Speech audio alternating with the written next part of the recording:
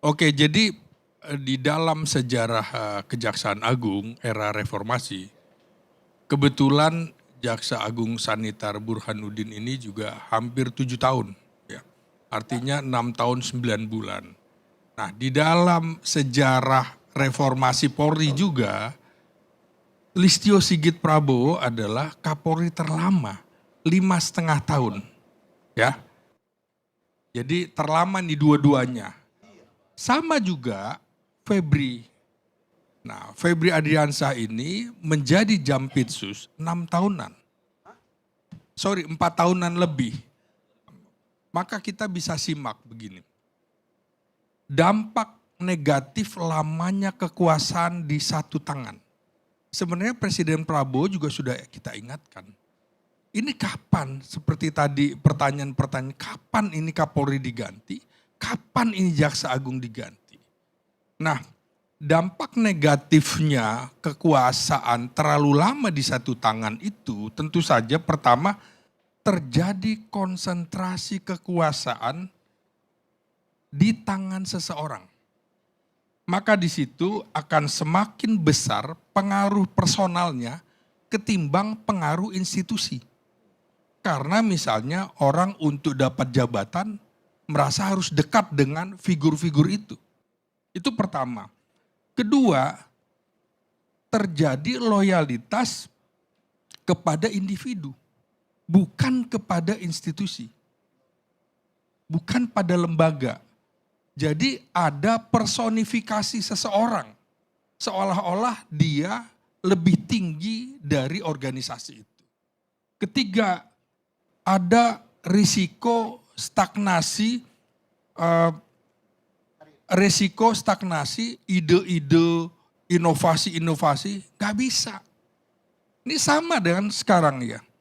Para jaksa agung muda, eselon 1 termasuk Kajati yang tipe A ada 7 itu, pengen jadi jaksa agung. Sama dengan ini tadi. Para komjen-komjen itu ingin.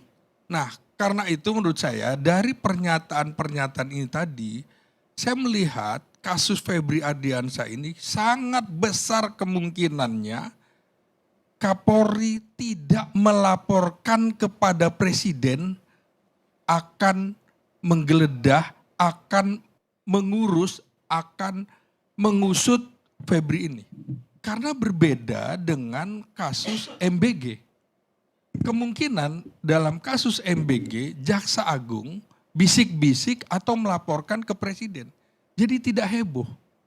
Nah inilah kemudian bisa jadi kalau tadi dinyatakan oleh Bang Said Didu bahwa Febri ini menjadi andalan Presiden Prabowo dalam program atau Satgas PKH, kemungkinan besar Presiden Prabowo bisa murka kepada Listio Sigit Prabowo. Sangat mungkin, apalagi kemarin di dalam rangkaian safarinya mengunjungi Mabes TNI, mengunjungi Kejaksaan Agung, mengapa tidak lanjut mengunjungi Kementerian Pertahanan? Ada rapat Satgas PKH. Publik atau saya dari sisi ilmu politik melihatnya bahwa ada hubungan yang tidak harmonis antara Kapolri dengan Menteri Pertahanan. Tidak mungkin di dalam ribut-ribut itu tidak ada komunikasi. Jangan-jangan ada komunikasi yang tersumbat. Telepon tidak bisa misalnya. Dan ini menurut saya akhirnya pada saat Presiden memanggil Panglima TNI dan Menteri Pertahanan pada saat ribut-ribut itu, bahasa saya adalah ini siaga 1 persiapan pencopotan Kapolri. Itu bahasa yang saya tangkap. Maka lihat saja kira-kira dalam 1-2 pekan ini.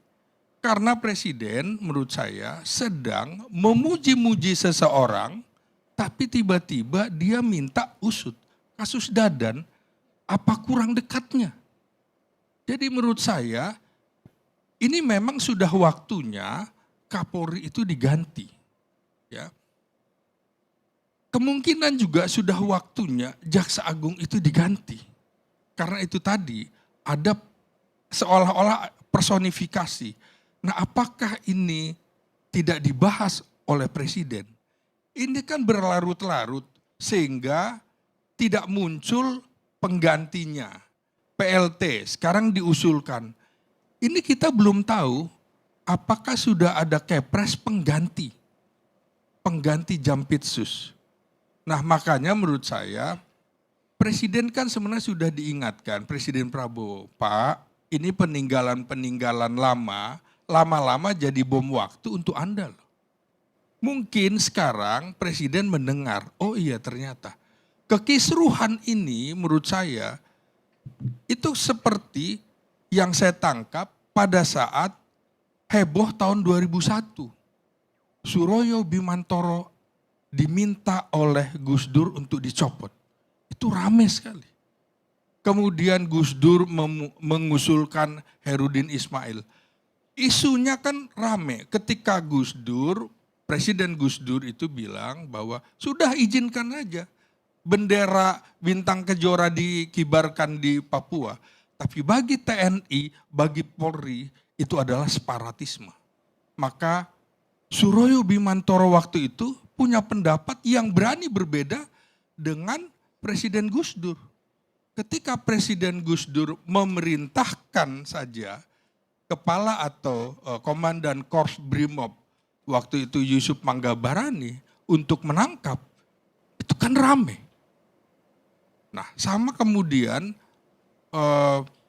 Agung Gumelar sebagai Menko Polkam juga diperintahkan. Semua nggak mau karena kalau bicara separatisme itu TNI Polri menyatu di situ. Nah, ini juga dalam kasus Febri itu persoalan masuk akal yang disebutkan oleh Bang Said Didu. Mungkin Presiden sedang menggunakan Febri untuk menghantam oligarki-oligarki hitam.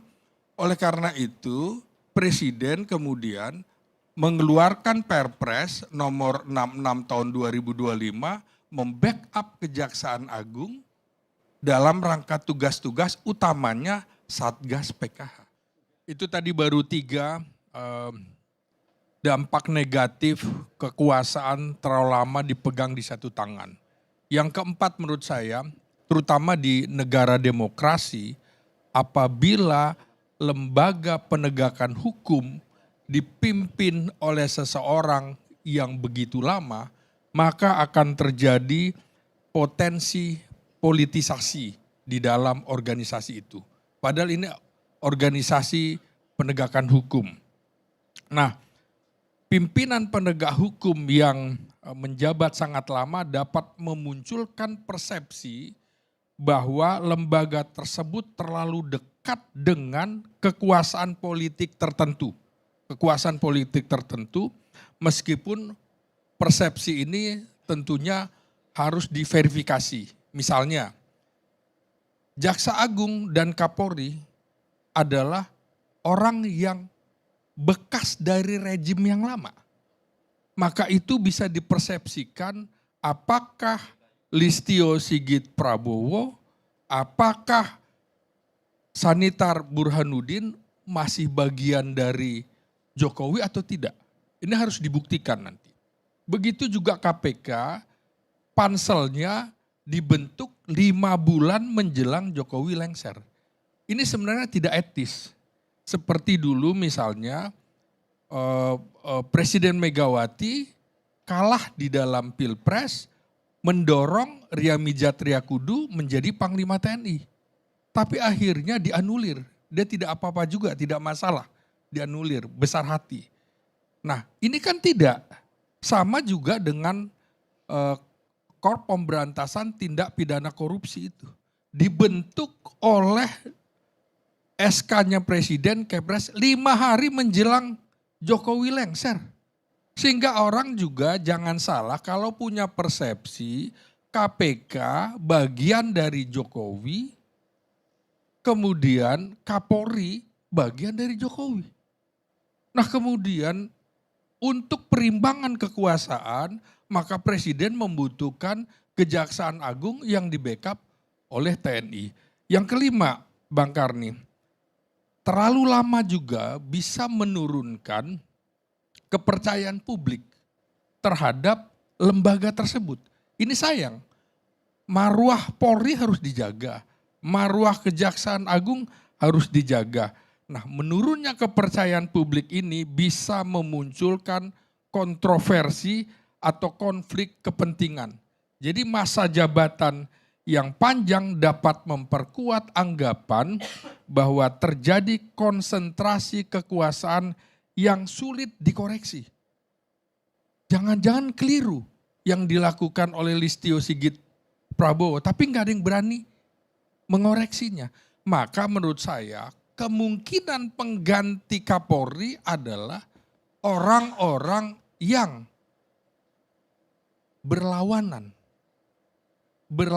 cara berpikirnya. Kita akhirnya bisa melihat begini, siapa saja sih yang dibawa oleh Kapolri pada saat mengunjungi Mabes TNI, yang mengunjungi Kejaksaan Agung.